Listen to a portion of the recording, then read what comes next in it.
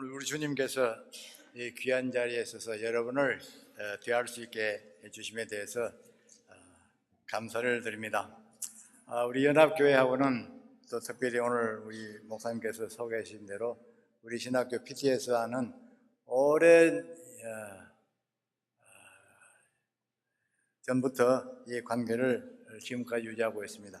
우리 학교가 1983년도에 쾌전시리에서 시작을 했는데 첫 졸업식 때부터 우리 연합교회에서 계속 졸업식 때마다 참석해 주시고 격려해 주시고 지금 또 오래전부터 이사님들 우리 장로님들을 보내주셔서 이사비로 봉사해 주시고 또 많은 경험을 가지신 분들이 어드바이스를 해줘서 오늘 우리 학교가 이 선교지에서 많은 신학교를 있습니다만은 우리 학교가 이제 겨우 자립하는 그런 신학교가 되었습니다.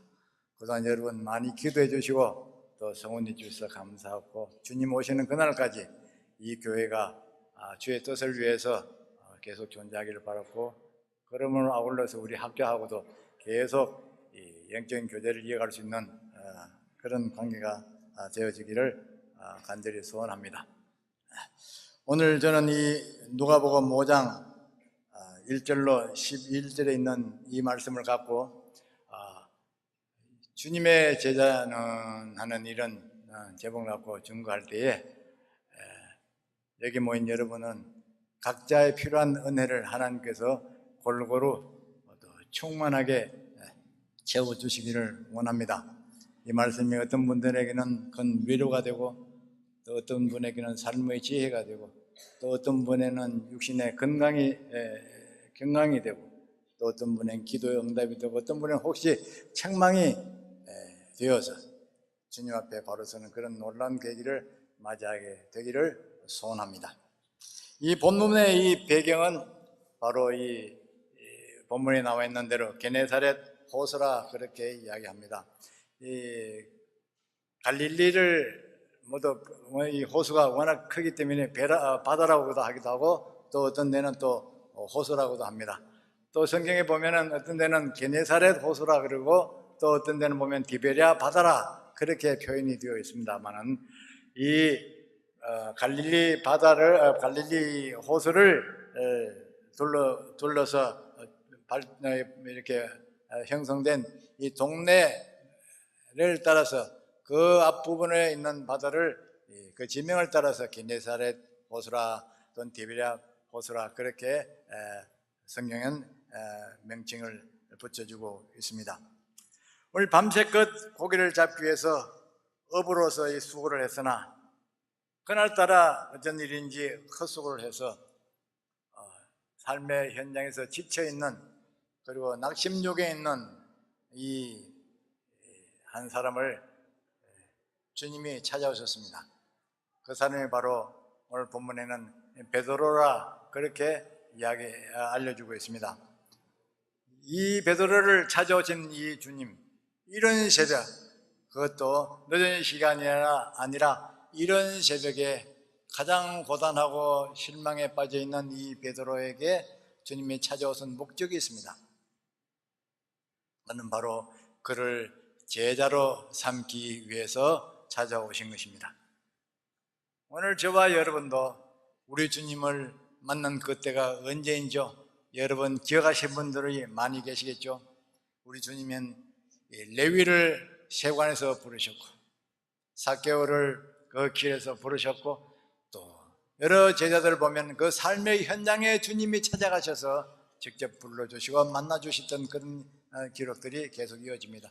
오늘도 이 베드로도 이 삶의 현장에 찾아오신 이 주님이 오늘도 저와 여러분이 언젠가 주님께서 작정해 주신 바로 그 appointed time, 주님이 작정해 주신 가장 아름다운 때에 우리를 찾아오셔서 우리를 불러주시고 그래서 오늘 여러분 다 한인연합교회 성도가 된 것을 저는 확신하고 여러분도 그렇게 믿고 계시죠?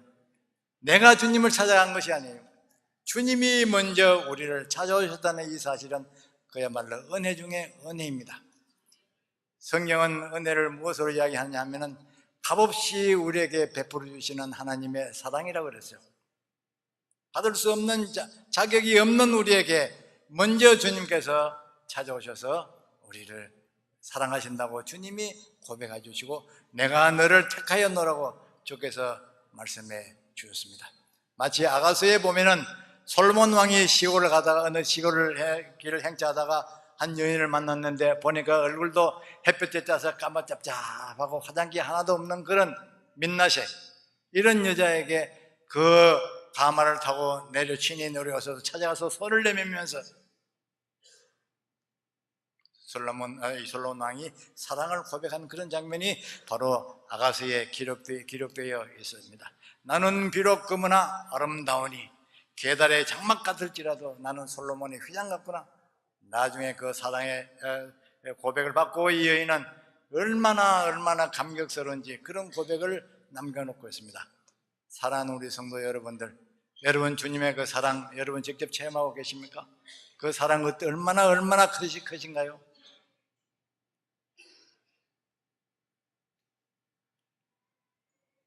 오늘 이 베드로를 찾아오셔서 무조건 너는 내 제자가 되라 그렇게 말씀하지 않습니다. 그에게 무조건 찾아와서 너는 나를 따르라 그에게 사명을 주시지 않았습니다. 주님께서는 이 베드로를 불러서 이 삶의 현장에 지친 그를 불러서 찾아가 주셔서 어떻게 하나씩 그 과정을 발표해 하셔서 마침내 나중에 가서 그에게 사명을 주어 주십니다. 먼저 그 베드로에게 먼저 주님께서 요구하신 것이 무엇이냐면은 순종입니다. 왜냐하면 이 순종은 주님의 제자가 되는 첫째 조건이기 때문에 그렇습니다. 그런데 주님께서 이 베드로에게 찾아오셔서 순종을 요구하시는데 베드로는 그때 아무리 생각해도 그분의 말씀을 순종할 만한 그런 아무런 뭐라 그럴까요? 지식과 여건이 되어 있지를 않습니다. 깊은 데 가서 그물을 내려라. 자기 경험상 이건 도저히 맞지 않는 거예요. 그리고 시간적으로 봐도 그 시간은 오늘 저녁에 다시금 고기 잡기 위해서 준비하는 시간인데 그 시간에 나가서 또 고기를 잡으라니 밤새도록 수고하고 지쳐 있는데 그런 것은 아랑곳하지 않고 또 가서 깊은 데 더 나가서 고기를 잡으러 하니 도저히 자기 지식으로는 맞지 않습니다. 그리고 장소적으로 자기들이 조상 때부터 그 바다에 대해서는 도 같은 사람들 아닙니까? 어디에 가면 어느 고기가 있고 어디에 가면 어디가 고기가 있고 그런 걸 다 알고 있는 이 베드로예요. 조상 때부터 전례받은 그런 기술과 지식이에요. 도저히 안 맞는데 그럼에도 불구하고 그물을 내려라 말씀하십니다. 그리고 아까도 말씀드렸습니다만은 경험상으로 이 모든 걸 종합해 볼 때 도저히 고기를 잡으러 다시금 그물을 내릴 그런 자신이 없습니다. 그러나 오늘도 여기 말씀해 보면은 내가 이런 환경 속에 있지만은 그렇지만은 내가 뭐라고 그랬죠? 말씀에 의지하여 내가 그물을 내리리다. 그분 아무리 봐도 바다하고는 상관없는 사람이요. 아무리 봐도 어부하고는 전혀 관계없는 그런 사람이지만은 그분의 말씀의 군의 앞에서 순종할 수밖에 없었던 베드로였음을 오늘 이 본문을 통해서 알 수가 있습니다. 주님은 제자들에게 요구하시는 순종이 조건적인 순종이 아닙니다. 절대적인 순종입니다. 무조건적인 순종입니다. Total obedience. 주님이 각자 저와 여러분에게 오늘도 베드로에게 요구하셨던 그 순종, 절대적인 순종을 오늘도 저와 여러분에게 요구하고 계심을 우리는 믿어야 합니다.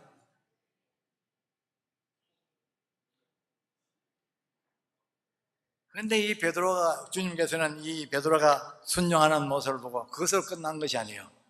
주님께서는 이 순종을 한 가지 조건으로 다음의 것을 또 이루어 주시기 위한 조건으로 제시했던 것입니다.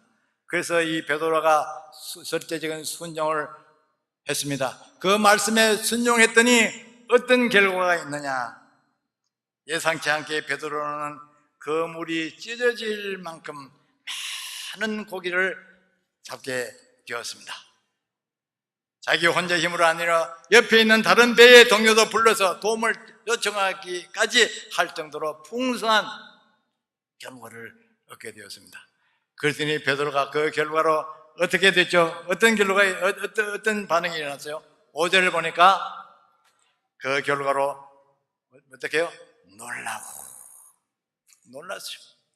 영어 성경에 보면 astonished, 이거 기대하지 않는 사건이 발생했기 때문에 당황하는 거예요. 그랬더니 베드로가 놀랄 뿐만 아니라 그와 함께 있던 다른 사람들도 그 결과를 보고 놀라게 된 거예요. 오늘 우리 주님께서 주님의 말씀을 순종하라고 요구하시는 그 참된 뜻은 순종 그 자체만 아니라 그 위에 주께서 예비해 오신 그 놀라운 은혜를 우리로 하여금 매일매일 일상생활에서 경험하게 하시면서 늘 놀랍고 깜짝깜짝 정말로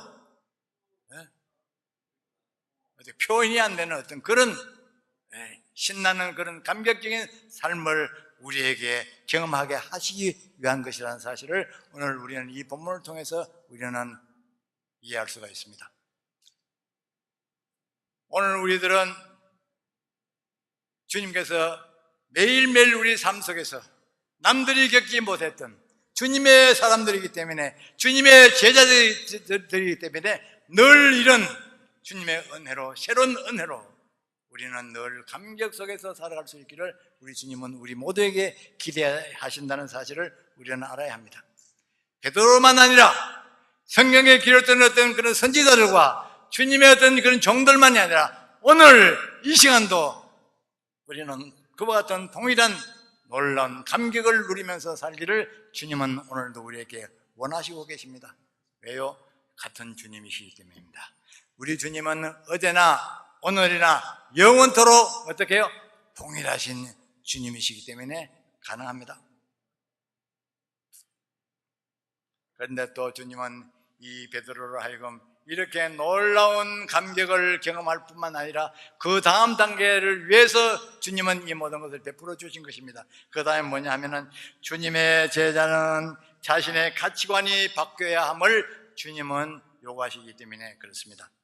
베드로는 주님의 말씀에 전적으로 순종한 결과 신령한 이 경험을 하고 나서 먼저 그의 자아관이 바뀌었습니다. 다시 말해서 자기 자신이 예수님 앞에서 어떤 존재인가, 그것을 이 베드로는 비로소 발견하게 되었습니다. 8절 하반절에 보니까 나는 뭐라 그랬죠? 나는 죄인이로소이다. 주님의 이 영광의 이 광채 앞에서 자신의 말씀을 비춰보니 자기 자신이 드디어 영안이 열려서 자기 자신이 누군지를 알게 되었습니다. 그리고 앞에 서 있는 분이 어부도 아닌 낯선 사람이 이전에 전혀 보지 못했던 일면식도 없는 그분이 누군지를 고백하게 되었습니다. 주여, 주님. 사도 바울은 그 서신, 성경에 보면 그 서신에 종이라는 말을 여러 번 합니다. 그 당시에 이 바울이 종이라고 했던 그 당시에 문화는 어떤 상황이냐면은 종은 소유의 어떤 권한이 없습니다.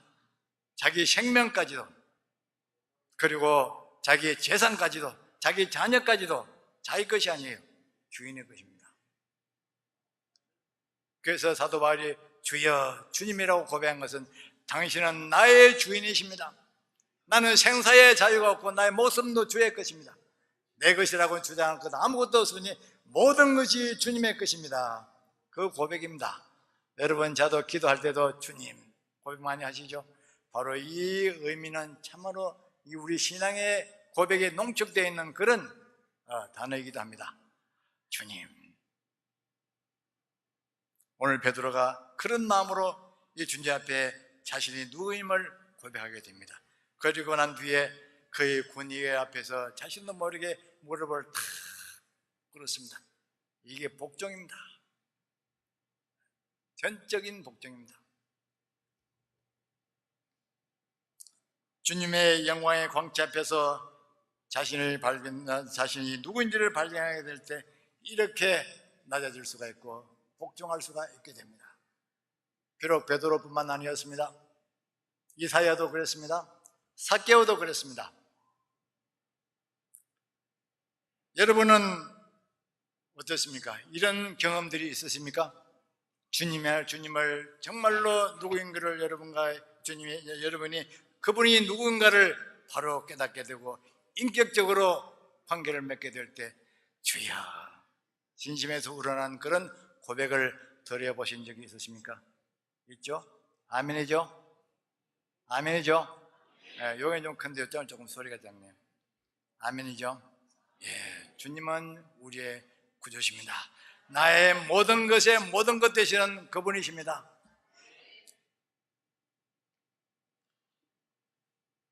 그 다음에 이 베드로는 그 다음 단계로 자신이 누구인지를 발견해 난 뒤에는 그 다음에는 예수님이 누구인지를 구체적으로 고백하게 됩니다. 즉 기독관이 바뀌었습니다. 5절에 보니까 뭐라겠죠? 처음에 선생님이여 베드로가 처음 만났을 때 그렇게 그를 호칭했습니다. 그러나 기적의 은혜를 체험하고 나서 그는 예수님을 8절에서와 같이 뭐라고 했죠? 주여 그렇습니다. 오늘 8절 말씀에 예수를 인격적으로 만난 적이 없고 그분을 주님으로 모신 적이 없는 그분들은 절대로 예수님을 주여 주님이라고 고백할 수가 없습니다. 우리 아이에게 걔가 어릴 때 우리 선교사 옆집에 사는 선교사가 와서 에이 주영아 너 맨날 너희 집 오고 하냐? 너 아빠하고 친한 거 알지? 예. 그럼 아빠라고 불러봐. 내가 돈 100페소 줄게. 돈 내고 흔들면서 이야기하면 돼. 싫어요. 그래 돈이 저거 200페소. 아무리 흔들고 꼬셔도 안 해요. 왜 안 해? 왜 안 불러? 한 번 하면 주는데 아빠 아니잖아요. 아무리 해도 안 됩니다. 주님이 예수 그리스도가 여러분의 구주로 고백하지 않고 경험하지 않고서는 아무리 해도 따라할 수가 없는 것이 주님이에요. 성경에 보면 가룟 유다가 3년간 예수님을 따라다녔습니다만 한 번도 그 생애에 예수님을 구주로 주님이라고 고백한 적이 없습니다. 그리고 해서 한 번도 고백하지 못하고 그는 생을 마쳤습니다. 사랑하는 우리 성도 여러분, 여러분 예수님을 누구라고 고백하십니까? 베드로는 또 다른 데서 마태복음 16장 16절에서 주는 그리스도시요 살아계신 하나님의 아들이라고 그렇게 고백했습니다. 의심 많던 도마는 요한복음 20장 28절에서 나의 주시며 나의 왕이시라고 그렇게 나의 하나님이라고 고백했습니다. 그리고 나다나엘은 요한복음 1장 49절에서 당신은 하나님의 아들이시오 당신은 이스라엘의 임금이로소이다. 그리고 마지막으로 사도 바울은 디모데전서 1장 15절에서 괴인 중에 내가 괴순이라. 여러분은 주님 앞에 무엇입니까? 예수님은 여러분에게 누구이십니까? 이 시간 주님 앞에 조용히 여러분의 언어로 고백하시기를 바랍니다. 제가 필리핀에 오기 전에 중동부를 담당하고 있었는데 이 중동부 학생들과 늘 토요일 날 오후에 교회로 초청해서 청소를 하고 기도회를 하고 했습니다. 그 기도회 하면서 이 어린 것들이 우리 기도하면서 이 찬송을 많이 불렀습니다. 나의 주 나의 주 무덤에서 살아나신 나의 주 엎드려 절하고 입술로 고백해 예수는 나의 주.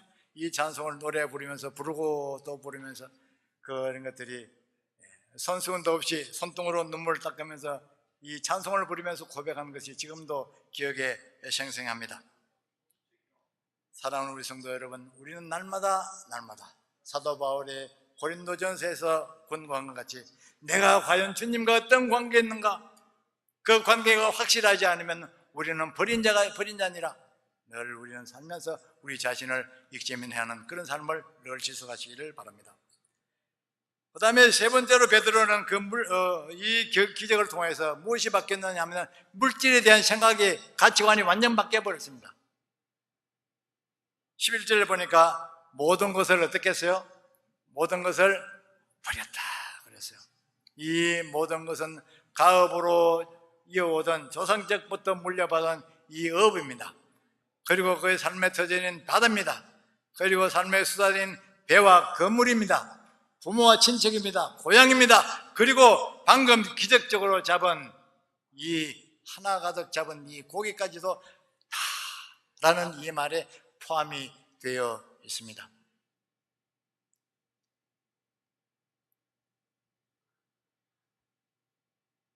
어떻게 그러면 이 베드로가 이 모든 것을, 이 가업까지도, 이 기적적으로 체험한 이 고기도 어떻게 다 볼 수가 있었을까요? 그는 이것들보다 비교해서 엄청나게 이것보다 훨씬 더 가치 있는 그 무엇을 그가 발견했고 소유할 수 있었기 때문에 가능했던 것입니다. 우리 성경에 보면은 어부가 고기를 잡다가 한 진주를 발견하고 이 값진 진주를 구하기 위해서 온 재산을 파는 것 같이, 그리고 농부가 밭을 갈다가 감춰놓은 어떤 보화 단지를 발견하고 전 소유를 팔아서 그 밭을 소유했다는 그런 성경의 기록이 있습니다. 바로 베드로가 그렇습니다. 오늘 이 예수님을 만나고 보니 그분이 이 세상에서는 그 어느 것도 비교할 수 없고 자기가 가지고 있는 이 모든 것과는 비교도 할 수 없는 그 어떤 가치 있는 분인 것을 그가 알고 여기에 전 삶을 투자하게 된 것입니다. 그래서 이 모든 것을 다 버려두고 주님을 따라 나선 것이죠. 사랑하는 우리 주님의 제자 되시는 여러분들, 여러분은 예수님이 어떤 분이십니까? 현재 여러분이 귀하게 소유하고 계시는 이것들보다 훨씬 더 귀하십니까? 더 가치 있습니까? 그런 주님으로 여러분 발견하고 그분을 믿고 의지하고 계십니까? 여러분의 삶을 어떻게 하고 계십니까? 우리 찬송가 94장입니다. 4장, 이것을 찬송한 사람은 베벌리 쉐어라는 사람입니다. 이 사람은 한때 오페라 가수도 되고 그렇게 해서 명성을 많이 얻었던 그런 사람이요, 많은 박수를 받았던 그런 잘 알려진 가수였습니다. 그런데 어느 날 이 빌리 그레함 이 전도 집회에 참석해서 은혜를 받고 이 사람이 변했습니다. 지금까지 내가 갖고 있는 이 모든 이 귀한 것, 이 모든 명예는 다 보잘것없구나. 내가 예수님을 발견하고 난 뒤에는 이 모든 것을 베드로의 고백같이 바울의 고백같이 분토처럼 부르게 되고, 그래서 그 후로부터는 그 모든 걸 그만두고 빌리 그라함이 전도 집회에 늘 가서 설교하기 전에 찬송을 불렀던 그런 사람이 바로 이 베울리 쉐어입니다. 주 예수보다도 귀한 것은 없네. 우리 같이 한번 1절 한번 불러볼까요? 주 예수보다도 귀한 것은 없네. 이 세상 공의와 바꿀 수 없네. 인등족을 내 대신 돌아가신 놀라운 사랑 잊지 못해.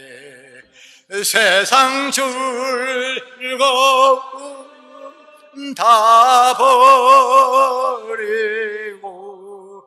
세상 자랑 버렸네. 주 예수보다 더 귀한 것은 없네. 예수밖에는 없네. 3절까지 다 부르고 싶습니다만 시간 관계상 생략하시고 이 찬송을 부르면서 조용히 여러분, 이 찬송이 바로 여러분의 고백이 되기를 원합니다. 그 다음에 주님께서 요구하신 것이 뭐냐면은 주님의 제자는 세상과 구별된 삶을 살기를 원하십니다. 오늘 본문 3절에 보니까 육지에서 뛰기를 청하시는데요, 그런데 보니까 얼마나 뛰기라 그랬어요? 세상을 육지에서 조금 뛰기를 정하시고. 네, 그렇습니다. 이 세상과 등지는 말은 아니에요. 세상과 구별된 삶을 살지만은 그러나 세상을 등지고 산으로 가라고 하는 것은 아닙니다.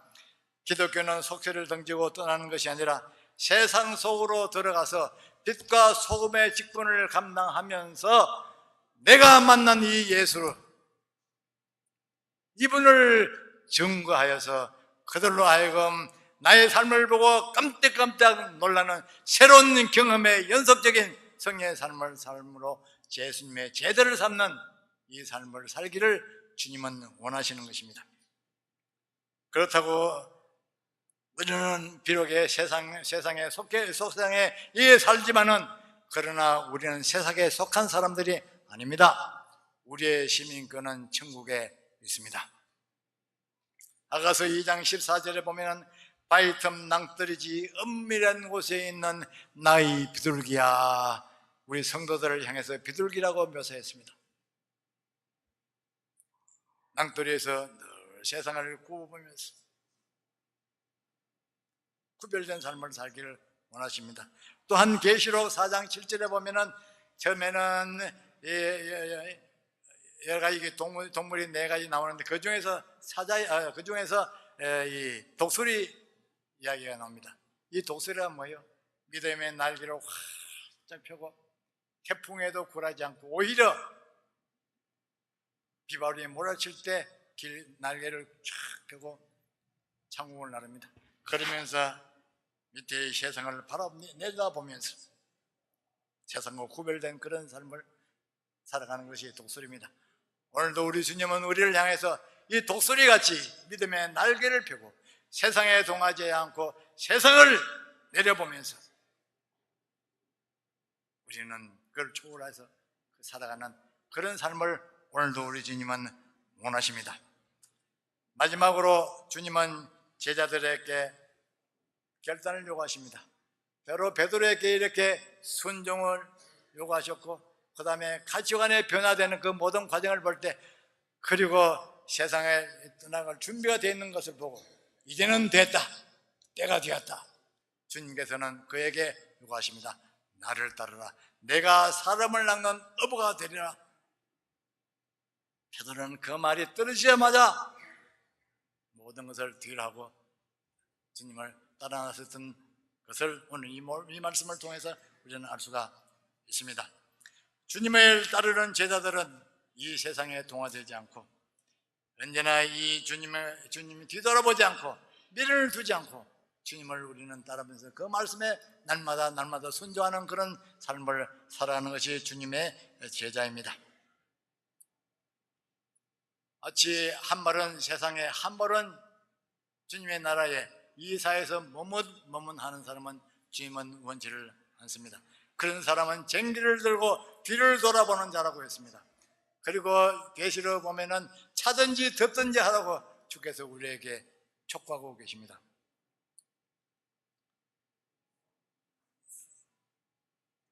이제 말씀을 맺겠습니다.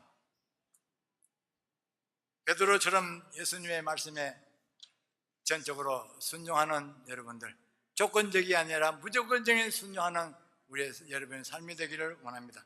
그렇게 되면 주님께서는 놀라운 삶 속에서, 현장 속에서 주님의 놀라운 이 능력과 은혜를 체험하게 됩니다.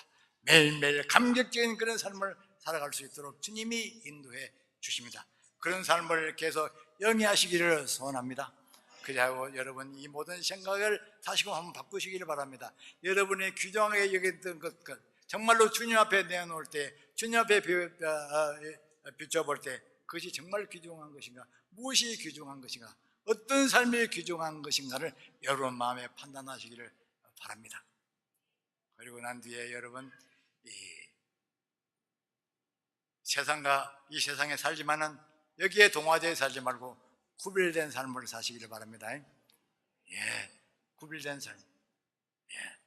그래서 우리 여러분께서는 날마다 이 세상 속으로 들어가서 여러분 경험을 나누면서 여러분 주위에 있는 사람들에게 예수는 그리스도, 예수는 구주인 것을 그들로 하여금 고백할 수 있게 만드는 것, 제자를 삼는 일, 전도 주님을 증거하는 이 삶, 꼭 그렇게 살아가시기를 바랍니다. 이런 성공적인 삶을 사실을 살아가시기를 바랍니다. 매일매일 주저모모 하지 말고 차츰차츰 이 일을 끝내고 저 일을 끝내고 그런 말들, 자꾸 그런 이유가 많으시겠지만은, 그러나 이 이유 앞에 자꾸 숨지 마시고 이제는 바로 결단할 때입니다. 지금 이 시간이 바로 주님이 원하시는 결단의 가장 적기다. 여러분 그렇게 믿으시기를 축원합니다. 우리 성경에, 우리 찬송가의 311장의 찬송가에 보면은 내 너를 위하여 몸부려 피 흘려 내 위하여 내 생명을 줬구만 넌 나를 위하여 뭘 주느냐. 이 찬송가 작가가